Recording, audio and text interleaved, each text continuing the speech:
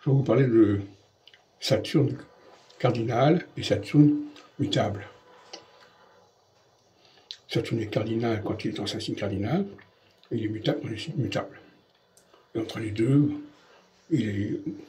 au début, il est cardinal, et à la fin, il est mutable. Donc j'ai montré en astrologie mondiale que quand il est mutable, il va fragiliser les structures les plus solides, et quand il est cardinal, il va fragiliser les structures les plus fragiles, les plus superficielles, les plus artificielles. Voilà, donc je joins à ma vidéo un article à ce sujet, des statistiques en quelque sorte, qui ne sont pas liées à un pays donné, mais qui sont liées au passage de Saturne dans les différents pays, à différentes époques du XXe siècle. Je pense que là, nous avons un outil fiable qui permettrait à l'astrologie de s'imposer comme elle a pu s'imposer au Xe siècle, avec la théorie des grandes conjonctions de Abu-Mazar sur le cycle Saturne-Jupiter. Cette fois-ci, lui, il travaillait sur les signes de feu, terre, air, eau, alors que moi, je travaille sur Saturne tout court, dans les signes cardinaux fixes mutables.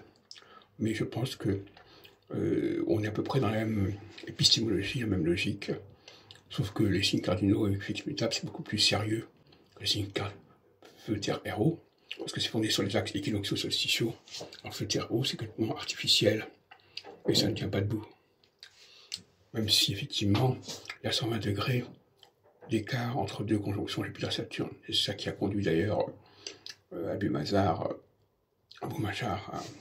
à développer cette théorie, qui concerne notamment l'histoire des religions, tout comme d'ailleurs la théorie des précisions des équinoxes, qui concerne l'histoire des religions. Alors c'est pas moi ce qui m'intéresse, parce ce qui m'intéresse, c'est l'histoire des empires.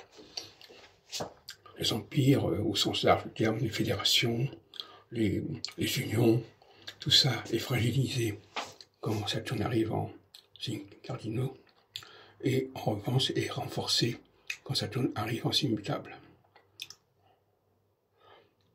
Mais en signe mutable, on a des compromis plus ou moins bancals qui se mettent en place et qui finalement sont à terme voués à l'échec d'une certaine manière, parce qu'il ne faut pas oublier que les signes cardinaux, c'est le début de la dynamique équinoxiale solsticiale, alors que signe mutable, c'est la fin, c'est l'épuisement de cette dynamique.